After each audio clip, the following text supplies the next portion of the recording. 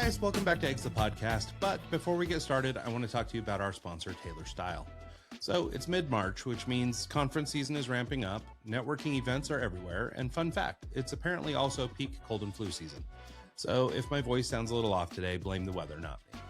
But it actually got me thinking about something that comes up a lot when you're running a business. As founders and entrepreneurs, we spend a lot of time thinking about how we show up. Investor meetings, conferences, networking events, client dinners, first impressions matter. And if we're being honest, a lot of us are just rotating the same couple of jackets and shirts and hoping nobody notices. That's one of the reasons I've really enjoyed working with Taylor Style. Taylor, that's Taelor, is a menswear rental and styling service that combines AI with real human stylists to help you look sharp without spending a bunch of time thinking about it. The technology learns your fit and your preferences, and then a real stylist helps refine the looks so that the outfits actually make sense for you and the kinds of situations you're walking into. For me, the biggest thing is time. When you're running a company, your calendar is full, and the last thing you want to do is spend time shopping or trying to figure out what goes together. With Taylor, you just fill out a quick style profile, their system learns what works for you, and then a box shows up, complete with outfits ready to wear. I wear the pieces for a while, send them back in the postage-paid return bag, and the next batch shows up. Just like that. No shopping, no laundry, and no time spent worrying about it. And this time of year is actually perfect for it. Spring means conferences, networking events, travel, all those moments where you want to show up looking put together and confident. Taylor handles the wardrobe part so you can focus on the conversations and the opportunities that matter. Eggs listeners, if you want to check it out, go to taylor.style, that's Taelor.style, and use the code EGGS to get 25% off your first month. It's a simple way to look sharp, save time, and make sure you're showing up ready for whatever the week throws at you. That's Taylor, Taelor.style.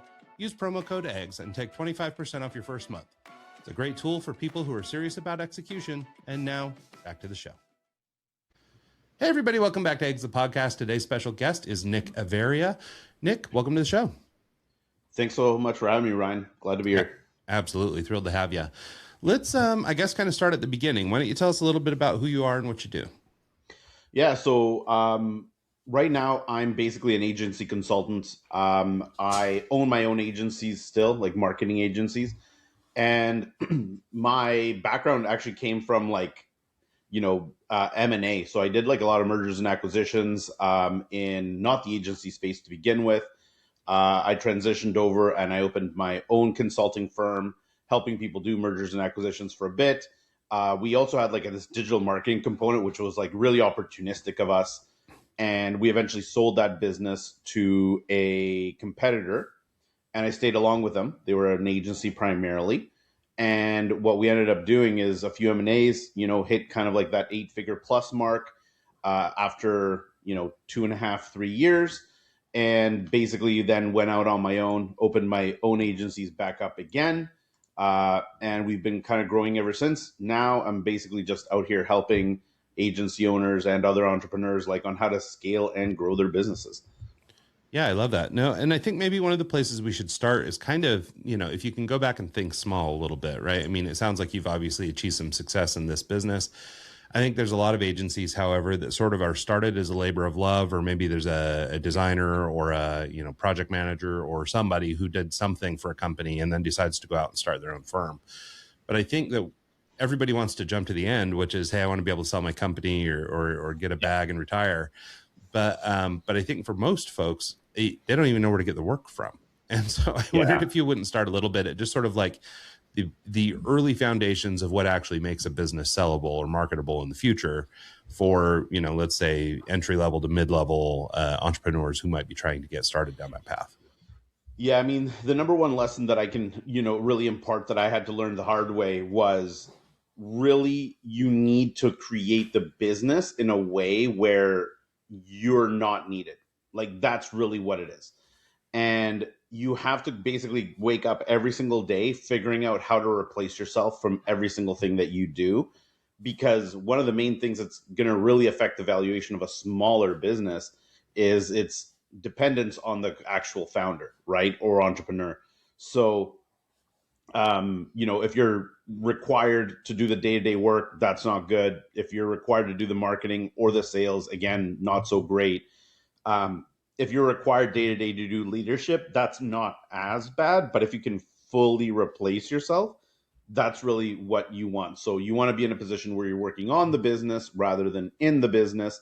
And that's like really like lesson number one. And to do that, I basically think of this, like if you want to, it's like, okay, well, where do I begin with this replacement of self conversation, right? Because like that's a lot to take in. Well, number one, you got to replace yourself like administratively, right? So if you're doing admin tasks, if you're doing, like your own bookkeeping, things like that, you need to outsource all of that as fast as possible. If you're large enough and you have the margin, get yourself an assistant so you're not doing like, that kind of admin either. So admin's number one. Then number two is replacing yourself from client delivery, right? So I don't care what type of delivery it is. There's like two phases to delivery. Number one to me is like the day-to-day work of delivery. Phase two, if you're an agency specifically, is like the client interaction piece, right? So if you need to interact with clients, like that would be like the second part of delivery. Then you get into replacing yourself from like the marketing perspective. Then you replace yourself from the sales side, meaning like you're no longer the salesperson. And then lastly, you would be replacing yourself as a leader, right? Which basically means like you're hiring like a president or CEO kind of person, right? But that's sort of like what I think about as like the replacement ladder of what you got to replace yourself on, one after the other. And if you do that, you're probably going to be in a pretty good spot. Yeah, no, I love that. Well, I think one of the things that people struggle with, like I sort of alluded to, is a lot of people start these agencies because they had a skill, right? And you see this in other kinds of entrepreneurial ventures too. Like I don't know, I was a commercial electrician for a guy, Right. and then I go out and start my own business, right? So I'm really at the core.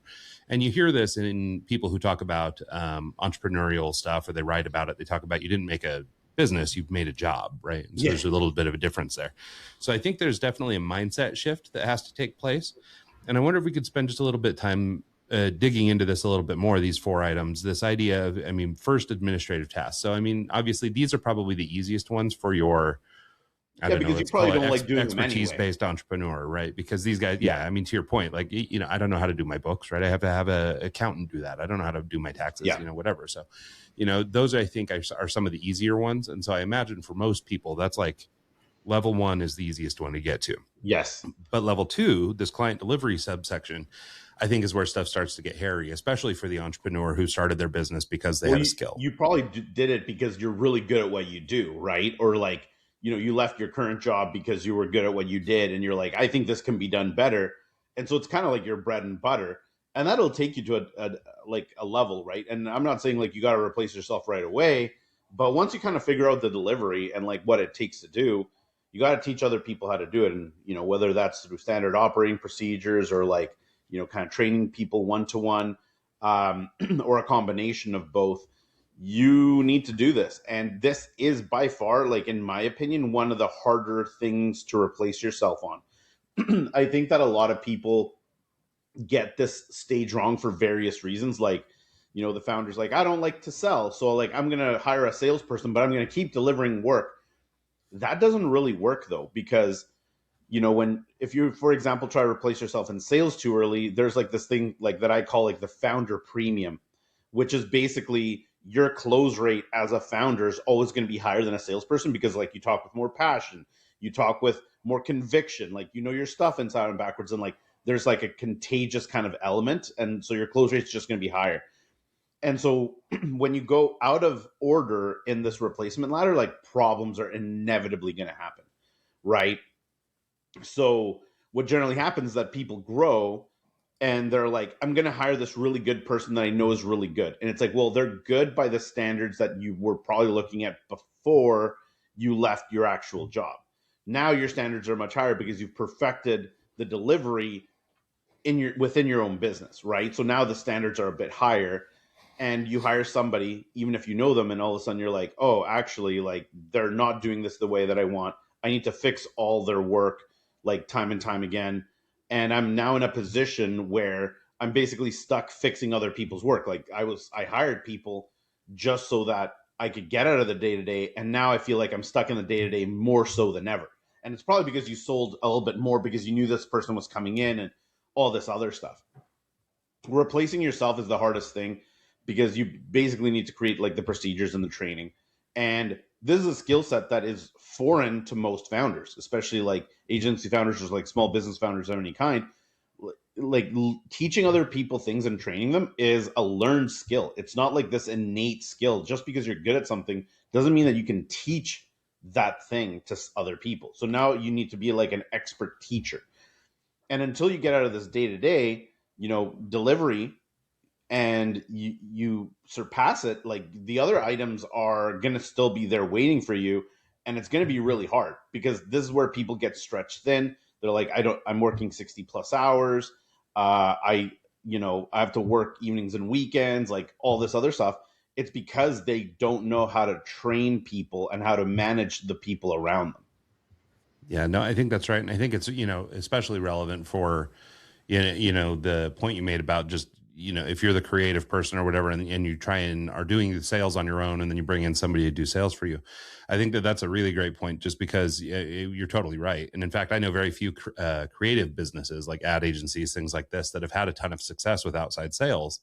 And I think a big part of it is that, right? Like, I mean, especially in agency, and my background's in creative agency, design agency. It's totally relationship driven, right? And if your salesperson is kind of transactional and they don't necessarily buy in, they're just a salesperson for hire.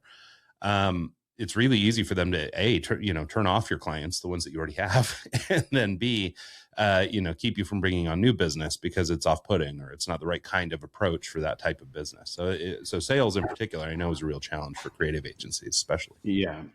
What I like attribute all of this to, okay, is like I have this model called the missing middle, and if I ever do write a book, it'll be about the missing middle, right?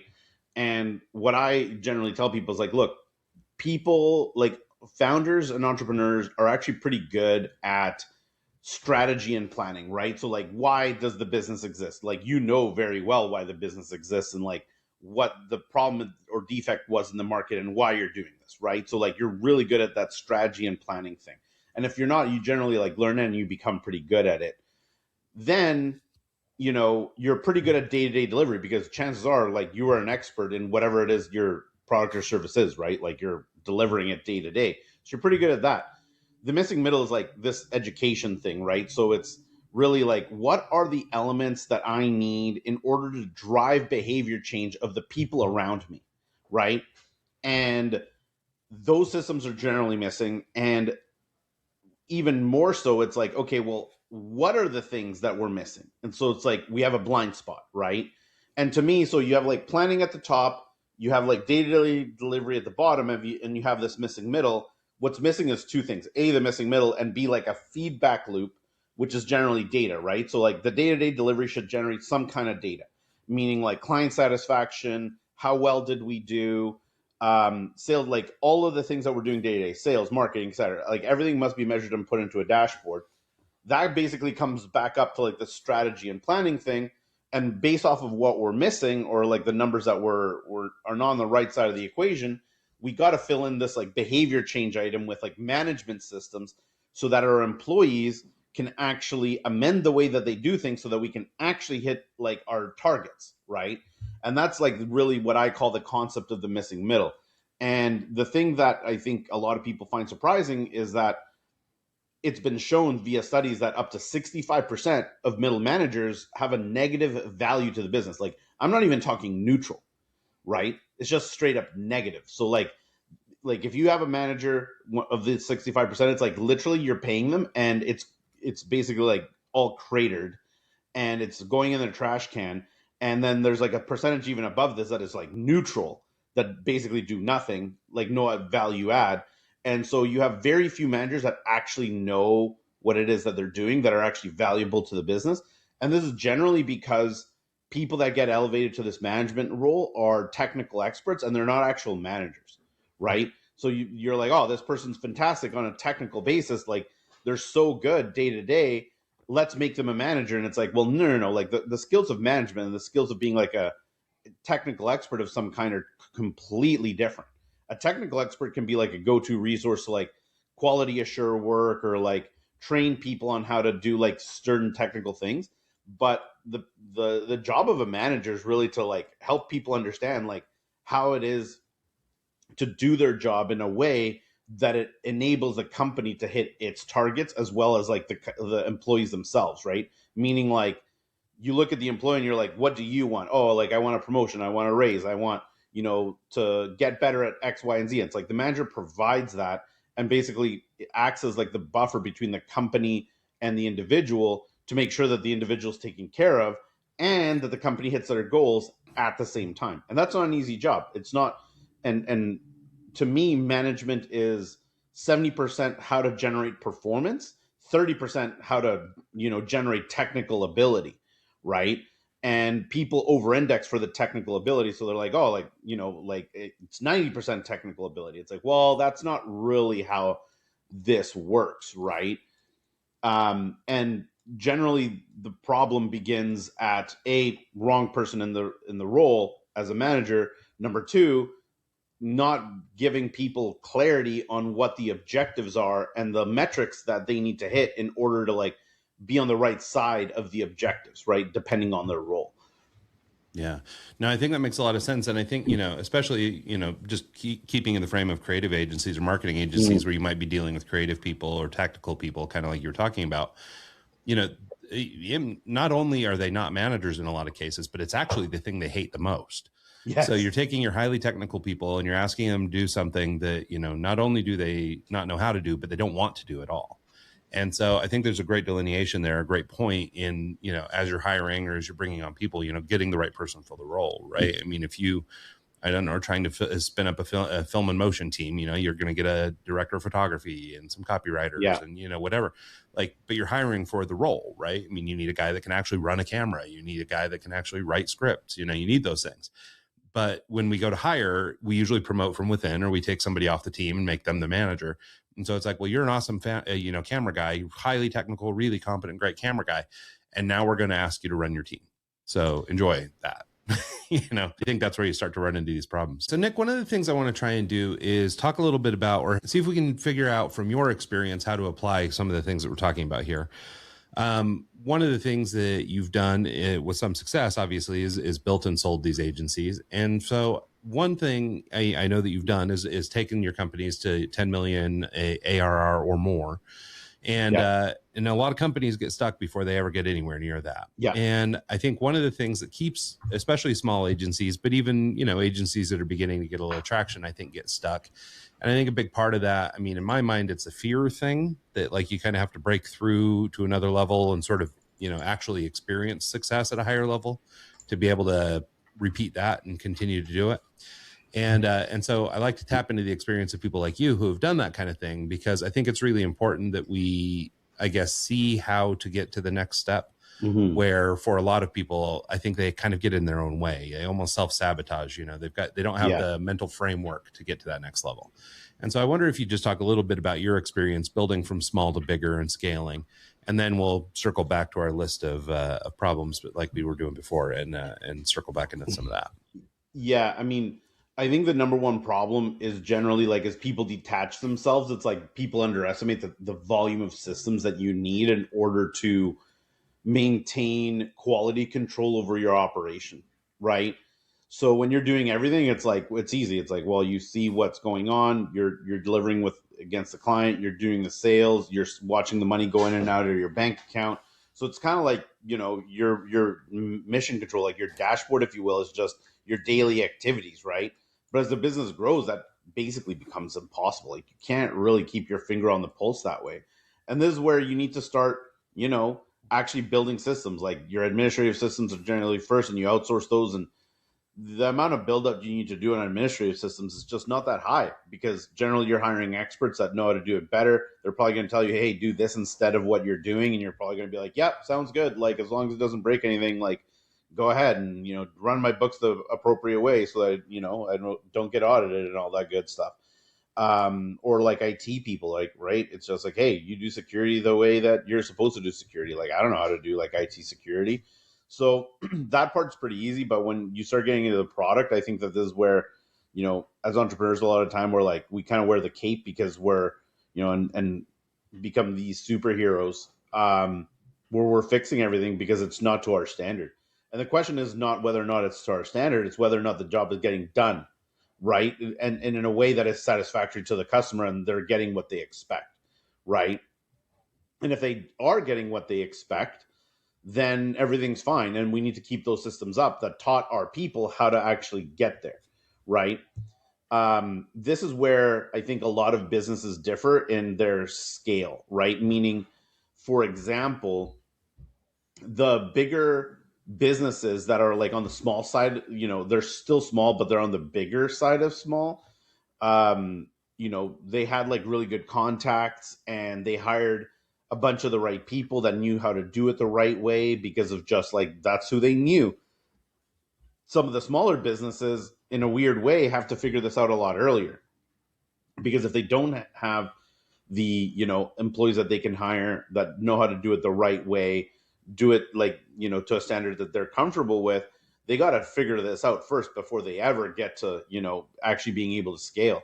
So the weird thing is that like people confuse growth and scale all the time, and scale is about the ability to deliver when you're not in the room. Like that's like if I want to boil it down to like one thing, like that is the one thing. Like there's no question about that. Like can you deliver when when you're not in the room, and can it be quality assured and can it be done the right way without you having to come back and like salvage this thing, right? Really. And that takes a lot, to be able to do. And like, the management part is generally the thing that breaks down. So like people don't set the right expectations and accountability, what drives the actual results, and like teaching people how to time manage, how to work well with others. Like, they're not teaching people that kind of stuff. They're not teaching people how to hit their objectives. They're not teaching people how to prioritize. They're not teaching people how to like align to like the service culture that we have here.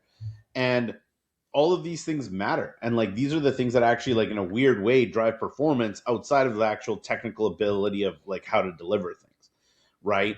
And one of the main things is like what are the objectives that you give that person, right? So like you need to have like clear objectives so the person understands like this is what matters and here's the measurements, and like those measurements have to be put into a dashboard somewhere where you can read them to see how things are actually going. Because if you kind of like turn a blind eye, like this what's happened, and like I'm sure that everybody's felt this before. I go out, I delegate a bunch of tasks or like a job, and I come back and like I'm not checking in, I'm not doing anything, and like I come back and like it's not done right. And now I got to like redo it or like save it last minute or whatever else have you. And it's like, yeah, well, it's like because you have no feedback loop, right? There was like no feedback loop telling you how this thing is going, and there wasn't a way for you to check this easily without like you diving like headlong into it and actually like going into the system or checking like in person whether this thing was getting done right or not. And like this really is like the job of feedback loops is the job of dashboards. And so we need to be able to like measure these things actively, frankly, kind of on a weekly basis, right? And people like kind of are like, oh, like I'll do it once a month, once a quarter, like once a year. It's like, yeah, that's like not enough, probably, right? And like this is where things go sideways on you. And when you do see these discrepancies, it's not like, oh, I need to go do it. It's more, oh, I need to go teach somebody how to do it. Like all of these things are signs that somebody doesn't know how to do something, right? Now, if you taught somebody how to do something, and they should be able to do it now because you've taught them like in depth, you've walked them through it, you've written it all down, you've shown them like, inside out and backwards how to do it, and they're still not doing it because they choose not to. It's like, that's like a different problem. Now you're accepting underperformance. But this is where people get stuck, like time and time and time again. Wrong data, wrong people management systems. They don't generate this like behavioral feedback loop because that's what you need. Like the data plus the people systems create this behavioral feedback loop where we improve people's behavior through iteration, right? So when that's missing, it's like you're kind of getting what you're getting, and like what's the X factor that saves the whole thing? It's like, well, it's you, it's the entrepreneur, it's the founder, and then basically you're stuck in this hamster wheel of just like living the same day over and over again because nobody does it the right way, right? And you're not really sure how to like break that cycle. And that's how you break it: measurement and people behavior change systems, right? Which is really like, I hate calling it just management, but it kind of falls within the umbrella of management, which is like, how do you get people to behave differently and better over time, right? To like hit the right targets, to like deliver for the customer in the right way. Like these are not easy things. Like these are hard things to understand and like to actually like put into place in a systemic manner. And like this is why there's so many companies that are so small, because like all the systems required, you're like, oh, like it must, if I have, like 10 standard operating procedures to like run my day to day today, if I want to, get to 30 to 50 employees, I must only need like, 3 times as many or like 4 times as many. It's like, no. It's like, it's way more than that. The amount of systems and all this other stuff is going to like balloon on you exponentially. And that's why it's hard. And like a lot of people can sometimes sort of like get their way into like a big bit of a bigger business. And then they'll hire like a COO or somebody that's like way more experienced that costs them an arm and a leg. And what's the first thing that the person does is that they look at all these systems and they're like, oh, like I have no idea how this company is even standing right now. And usually the answer is that it's standing because the owner's working like 80 to 100 hours like a week and they're completely relentless. And one or two other people might be on the same page. And that's not sustainable, right? So it's basically like work your face off and luck, right? Yeah. Is like how a lot of these companies got here. And sometimes it's like they don't know what they don't know and they just hire the right like second in command. And the second in command basically like carries them. And I've seen this more times than I can frankly count across businesses where I'm like, you are where you are because of your second in command kind of like built reality behind your vision. And, you just got lucky that you hired the right person. And it's not that you hired the right person because you knew that they were the right person or that like your process to hire them wasn't like predictive of like, oh, this person knows what to do. They just kind of got lucky, like, frankly. Yeah, no, I think that's right. Well, and I wonder then, and maybe that brings us to a good question, which is, either through acquisition when you're picking up a new company or, maybe in an instance you've seen, or whether you're building your own agency from the ground. What do you think is that sort of critical first hire that most founders get wrong? Yeah, I mean, this isn't going to be your first hire, but to your point, it's a critical first hire, right? So like, generally in any kind of business, you're going to generally hire people that are also doing the same job as you, meaning like your client delivery specifically, right? Because you need like some kind of volume before your first critical hire. And your first critical hire is either going to be a manager that oversees like day-to-day delivery of what the product and service that you're actually doing is, number one, or it's going to be like a non-billable person that acts like a second in command.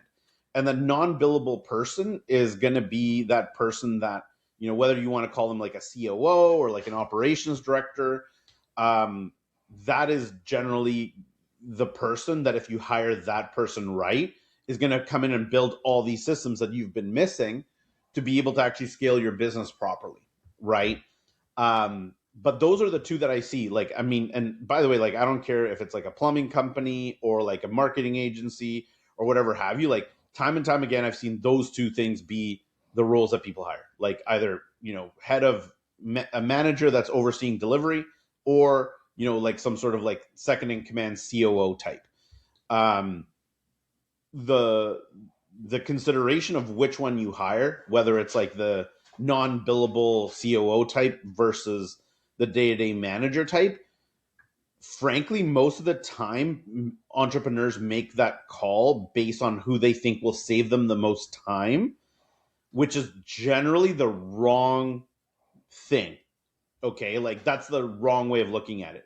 So a lot of people are just like, hey, I'm really busy in client delivery. I just want to hire this manager. It's like, okay, you need to kind of inspect your own skills and figure out like what is it that you're actually good at. Okay. If you're really good with the clients, like and acquiring them, like both like sales and delivery, it might make sense to like stay there and like hire this like second in command to kind of like run your back office. They're almost gonna kind of act like president in a weird way, even though you have like veto power over them, right? Like they really are at that point. But if you're good at that kind of stuff, if you're good at writing standard operating procedures and you're good at teaching people and you can get the performance that you need out of people on a day-to-day basis by teaching them, then hiring that manager like might make sense, because that means that you've been able to kind of automate the delivery yourself, meaning like you've made yourself unnecessary to delivery. Then you could maybe hire that manager as the first person, because you're basically going to create this like playbook or like this like, blueprint of delivery, and you can basically hand it off and say like, look, keep delivering this way, and then it frees your time up to do like more sales or whatever else have you. And then once you do more and more sales, eventually you're going to get to a point where then you can hire that like director of operations or like COO type of person, whose entire job at that point becomes like, okay, well, fill in all the blanks of how we actually like operationalize this and scale this in a way where we can actually, uncouple ourselves from like the current plateau of revenue that we're at, right? And this is generally what happens. Like, a lot of people think that the main problem they have, it's like, oh, I just need more sales. And it's generally not the actual answer. It's that the systems that they have in the back end don't enable them to scale. And that's why even if they get more sales, what generally happens is that I sold more, but now I have less profit. And it's like, okay, well, why? It's like, well, it's because your operations are broken somewhere. Your delivery systems are broken somewhere where they're ineffective, right? And that can come down to like how long you retain clients, like as repeat customers. Can you maximize like upsells? Can you maximize referrals? All those things are like a element to this. And generally, you need a lot less like brand new sales than you think if you've got your client retention systems and upsell systems and referral systems down pat. Yeah, I think it makes sense. And that's actually where I was going to go next, was first systems. So we talked a little bit about first hires, but where do you think are the first systems that people ought to be installing when they're taking either taking over a business or starting the agency on their own? Where are you seeing, I guess, what is the single most effective, or like if you had to start, what's tip of the spear on the system front? Yeah, I mean, like the most obvious one, which you're probably not even going to build the systems for this, are, all of your admin systems, which you're generally going to hire other people and they're just going to build them for you. Like, meaning like if you hire like a bookkeeper, they're going to have they're already going to have pre-existing systems that they're just going to use on your business. So it's not really you building them, but it is you acquiring them in a way by hiring these people, right? That's like the first ones. And like generally when you're, looking for those roles or like those contractors, you need to make sure that they do have a way of doing it and that you are capable of like, understanding it reasonably enough where you're like, yep, I'm willing to like undergo and operate under your system. The second one is like a combo of the actual delivery. So like, having like a client playbook or like a client blueprint of like how we service customers is incredibly important, because you can't be everywhere at once, and you're probably going to be hiring some people that are going to be delivering alongside of you pretty quick, right? So that definitely becomes number two. Number three, as you become increasingly detached from day-to-day work, it has to be dashboards, right? So some kind of data set that enables you to see what's going on day to day without you needing to be like in the room next to the person seeing what they're delivering, right? Like that's generally like number 1, 2, 3. Like one is the admin, two is the delivery, three is like the measurement on the delivery, right? Because if there is something wrong where your help is needed, because like, look, there's fringe cases on this stuff, right? Like people are going out there doing the work and you see, oh, here, there's a problem in the data. Okay, like let me go dig in. Sure enough, there's a problem. It might be something that a situation where the person's never encountered it before. It might be something that even you haven't encountered before. And you need to go figure out like what it is that happens when this like unknown situation occurs, so that you can develop some training for that thing and leave it behind for the person. And generally this is where, and I'll speak to agencies specifically around this, it's like service being too broad like really comes back to haunt you at some point, right? Like a plumber like generally specializes in like certain things, right? And there's like very advanced plumbing stuff that, in a commercial sense, or like poly B or whatever, there's like some more advanced things that are like, okay, like maybe I do that, maybe I don't do that, but like there is a because of the like, being like a tradesman, there's like very specific, once you kind of like get your card and you go through the apprenticeship process, like certain things. So there's like this standard, right? When it comes to marketing agencies, there isn't that standardized process of like you must know these things.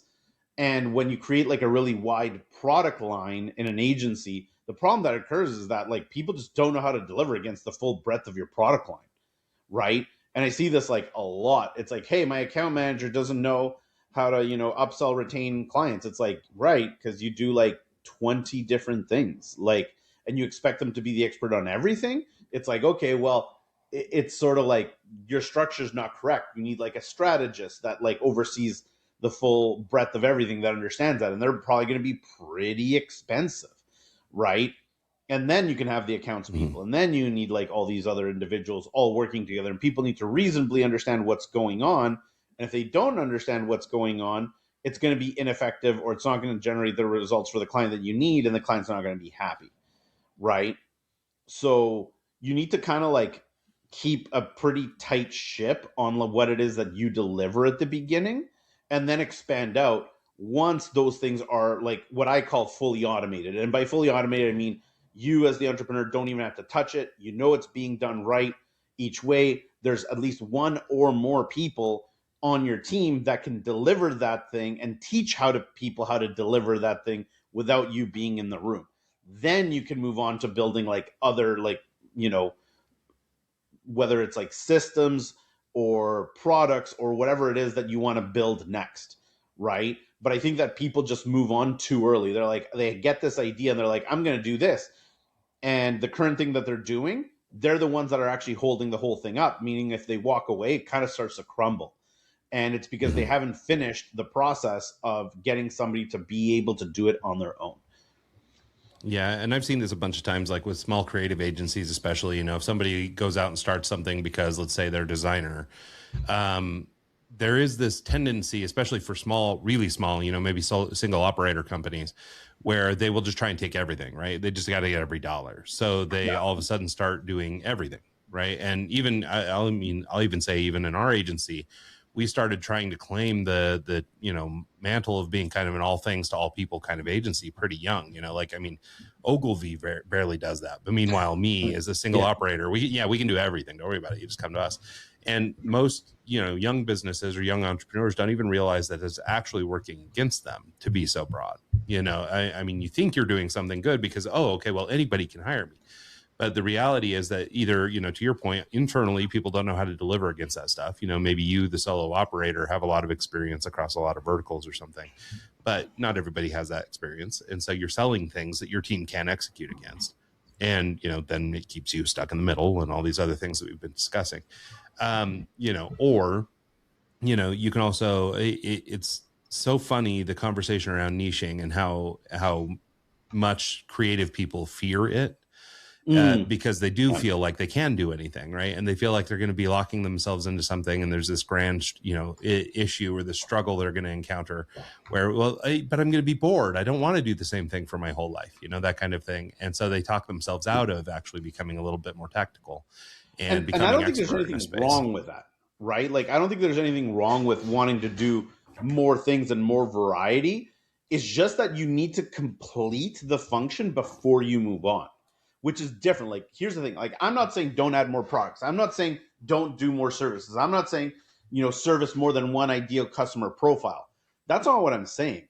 What I'm saying is that you need to complete the function of, training and systemizing the things that you need to do in order to move on. Because the problem is that as entrepreneurs, and I run into this all the time myself, like, meaning like, this is a problem I have. It's like, I figure it out. It's all in my head. And I'm like, got it. I figured it out. And then I move on.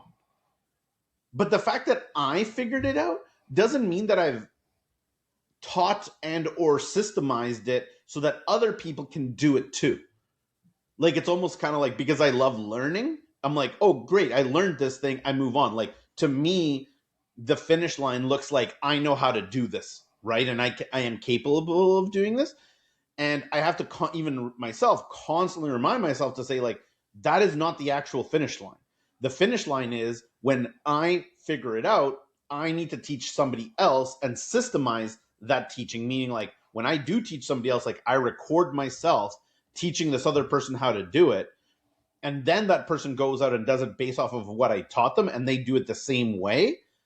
That's the actual finish line. Because then I can take those recordings and say, like, oh, this other person, they don't know how to do this either.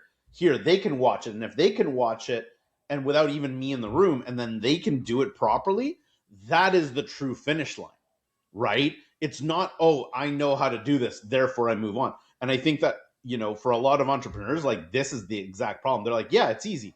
But the problem is that for you, like, easy for you doesn't mean easy for other people. Mm-hmm. And so we kind of like throw them in the deep end of the pool where all the sharks are, and we're like, hey, go swim. And they're like, I have no idea what I'm doing. And you put them under like huge pressure and stress, and people mentally burn out, and like that's where bad things happen. Yeah.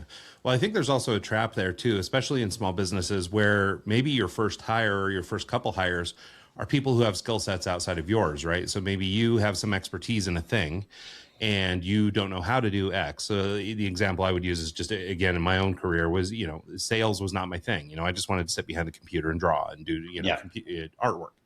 And so, so my first inclination was to try and bring on somebody that could sell. Well, the way it burned me, and translate this into whatever job, it doesn't have to be sales, but I mean, it's easy for me to get snowblown by somebody who's an expert in a different realm where I have no expertise. And I was purposefully trying to stay out of it. Right. Like I understood sales was a function, but I didn't care. Like I don't want to do it. I want somebody else to do that and take it off of my plate. This is where the data comes in though, right? Yeah. Like, and so then this is where, you start to find trouble because, people can basically say, oh, no, I'm doing it. This is what I'm doing. And hey, you don't know. So now you're in a position where you're not even in authority over your own team, right? Because you can't say, well, you're not living up to metric A or metric B. What you just heard is like, I mean, from that individual, like, I don't necessarily think it's wrong for them to say it in as far as they're hitting their target, right? So like, this is the whole data piece, right? And I call it data architecture, but really it's like, what are the targets? Where are they measured? Where and how are they measured? And is there a dashboard where we can see these come to life? So like, if somebody's telling me like, hey, Nick, like you need to get out of the way, I'm like, okay, well, like, let's look at the numbers. Are we hitting our numbers? And it's like, well, I can't hit our numbers because you don't understand. I'm like, okay, well, the only reason you can tell me that I don't understand and to stay out of your way is really if you're hitting your target. And if you're not hitting your target, then I can't stay out of your way because like I have like a fiduciary responsibility to the business, right? Yeah. And no, that's a huge point actually. Just that data validation, just even in this little kind of silly example, it's really a good point for especially small entrepreneurs that don't track anything and don't pay any attention to this stuff, and you bring on somebody. I mean, that is where you find your common ground with people who have skills that you don't have, right? You agree on some term, some metric that this is the thing that we're going to look at together. And, in sales, it might be as easy as being able to track, the number of people you reached out to today and the number of people that closed, close rate, whatever it is, right? I mean, there's pretty well-established sales patterns out there that you could grab. And, and nowadays with AI or whatever, it's easier than ever to put together a dashboard for sales. And, but if you and this salesperson or you and this, expert B who's doing whatever it is that you don't understand, but at least if you have a center metric, did you deliver on X for the client? Did you, make 9 phone calls today? Did you, whatever it is, as long as you have that common metric, then you can manage those people. This is the hard part, right? Because like, if you're not an expert in that thing, like it's like, you need benchmarks because otherwise people can just like pull the wool over your eyes, right? Meaning like, it's like, hey, you're not doing enough reach outs per day. It's like, oh, I'm doing like 20. It's like, that's a lot. And it's like, you're like, that sounds like a lot to me, but I'm really busy. So you put it through your own lens. So you're like, that's okay. And it's like, then you take some course, right? And there's like pretty good ones out there that are like, oh yeah, like how you block your time is that, you do like, there's like a research phase and then there's like a call phase. And like every call phase, you should be like dialing the phone 100 times, right? In an hour. And there should be X number of pickups, X number of conversations, X numbers of like, this is how the script should go. You're booking meetings for the future. You're not just getting them on the phone and then talking to them. Like there's this process, and all of a sudden you realize that the benchmark is like, 300 dials a day minimum, when they're like, yeah, I'm doing 20 and it's all good. And you're just like, you're completely off. And so like understanding your business's benchmarks by role is honestly like the most leveraged thing that you'll ever do. Like meaning like you will get so much leverage upside for yourself on it, but it's hard to figure it out. And like, look, this is where I work with like a lot of people, and they're like, oh yeah, I'm like generating like, 10% profit or like 15% profit. And they think it's good. And I'm like, I want you to know that the top 10% of the market is all above 30%. And they're just like, I don't even know how it could get there. Like I've never seen those numbers outside of it when it was like me by myself and I didn't count my own salary. And I'm like, well, this is the problem. Like you will ultimately hit whatever target you aim for. And it's because of the benchmarking behind it that's the actual problem, right? So like imagine it's just like you're doing like a certain percentage profit or whatever have you. You go to your leadership team or your management team or your staff and you're like, hey guys, like actually we should be doing twice as good. And like it's basically like knowing is the first hurdle, and then the people are going to rack their brains like, how is that possible? Like I didn't even understand how that is possible. Like, well, I guess if we did like these things and we did this and we stopped doing that, we could maybe achieve this. And like all of a sudden it triggers like brainstorming in people of like how you can actually get there, right? And so knowing and understanding the benchmarks and then holding people to those benchmarks is so absolutely important, because people will not aim, like if you're aiming at the wrong target, you're never going to achieve the right outcomes. Yeah, no, I think it makes a lot of sense. And even if you just stop and think kind of critically or apply common sense to it, this all makes sense, right? I mean, it's not like we're cracking the code or anything. Yeah. But, but it is interesting. I mean, even to me, I mean, I've been around this stuff for a long time, but like, just the learning alone, that just by speaking the common language, which in this case, could be a measurable or a metric or something like that, how much easier that makes things in terms of at least being able to hold one another accountable. And it's really hard, and it's, always been challenging for creative businesses, especially, because I mean, creative hours, at least in my opinion, aren't one-to-one, right? Correct. I mean, you might have this vision that, oh, well, we're going to build 4 hours, but, design is weird. And sometimes you need more time, sometimes it takes less hours. And sometimes it takes, and sometimes you just have to go think and stand in the grass for 10 minutes or whatever, it's like you're doing weird stuff that isn't necessarily billable. But if the metric is I delivered on time, or if the metric is, we met some sort of objective that we'd established with our client, whatever it is, then that common language becomes the thing that you as a manager or, attempted manager in training, can, I guess, speak in common with the people who are working for you, so that, we all agree that this is the bar. So if you don't deliver on time, or you don't show up on time, or you don't, you're delivering bad output or whatever it is, then it becomes much more objective, or much easier to look at something and go, okay, well, you didn't reach the mark, and to your point earlier, it just makes it easier to not get snowblown by people who are expert in subjects where you're just not. Absolutely. And I mean, like, this is where finding a source for these benchmarks becomes really important, or talking to your peers or whatever else have you, right? Like, you need to get the information from somewhere.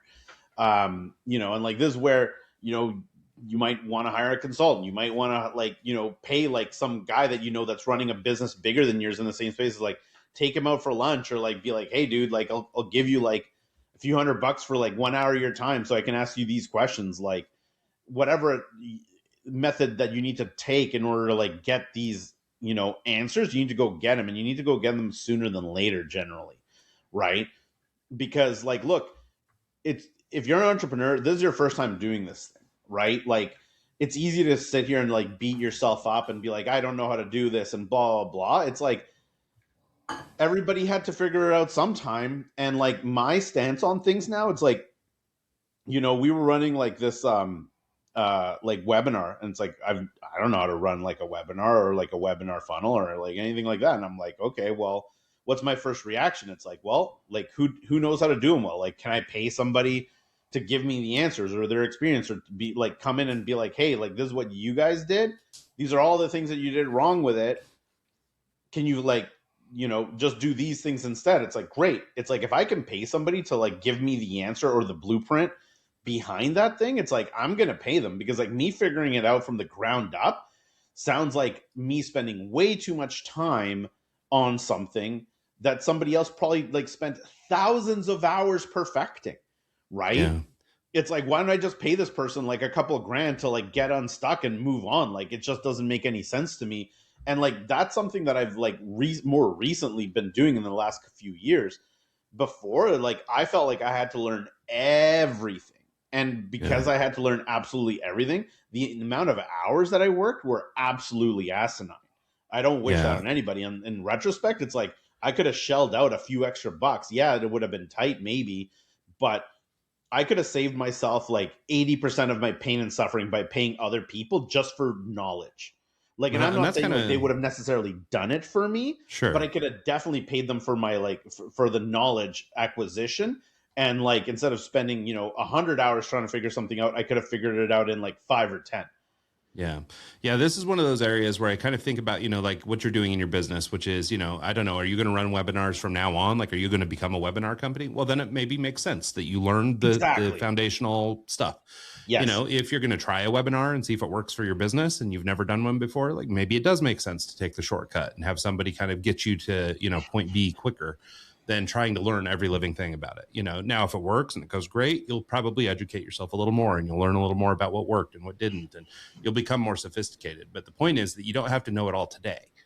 And so, you need to know enough to go do the thing. And so whether that means, paying somebody, and sometimes, to your point, you used a phrase I really like there, just the idea of paying somebody to get unstuck, which is, a lot of people do, they go down this trap. And for me, I've always used this as a method for procrastination, which is I'll just keep learning something and then I don't ever have to actually do it. I'll just, I'll just keep reading on it, or I'll get the next book or whatever, one of these days when I finish reading about it, or, then we'll do it, and that's always been the reason to just kick something down the road instead of actually stepping in and doing it. Yeah. And like, this is where I definitely am like more action oriented, I think, now than I was in years past, where it's almost like a scary prospect sometimes to reach out to some of these people, because it's going to force action out of you. Because look, I like learning. I like the process of learning. Like, and I know other people that are founders are out there are like me too, in this aspect of like, you learn something, it's super cool. It's kind of like a new toy thing, like you're super amped about learning this thing. If you pay somebody else to like, give you 90% of the learning up front, it basically removes the barrier to actually executing. And like, in a weird way, you almost don't want that, but it is the right thing to do, because that means you're going to stop wasting time. It just takes the shininess away from it in some way, shape, or form. But what I think I've kind of learned in a way is that like, I like the shininess of it working just as much as I like the shininess of it like learning something. And so, I just look at it as like a shortcut. It's like, I'm going to pay somebody else for their knowledge so that they can teach me so I can do something. Right. I'm a lot more cautious of like, frankly, like as I've gone, I'm a lot more cautious of people doing things for me.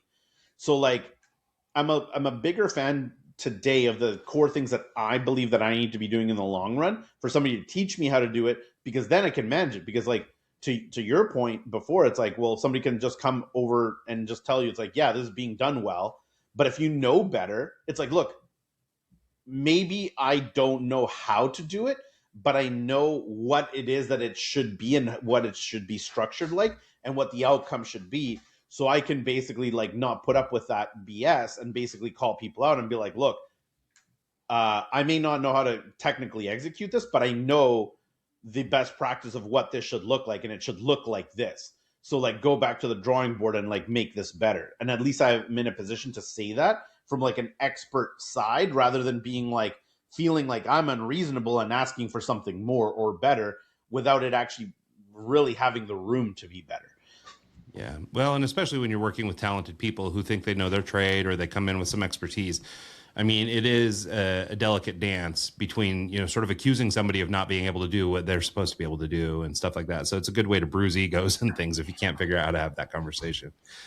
Totally. One thing I just wanted to get into real quick, to spend our last couple minutes together. I wondered if you just talk a little bit about just your personal experience after building and selling lots of agencies and things like that, how success has changed for you, and what you think that something that, 10 years ago you would have loved to have heard from somebody, on a podcast or something like this.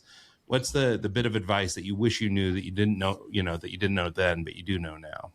Yeah, it's like, I think it's kind of what we were just talking about. Like, you don't need to know everything. Like, you need to like learn everything reasonably, and paying other people to learn things fast and move faster is probably like the thing that I underutilized the most before, and it's the thing that I use the most today, frankly. That's definitely number one.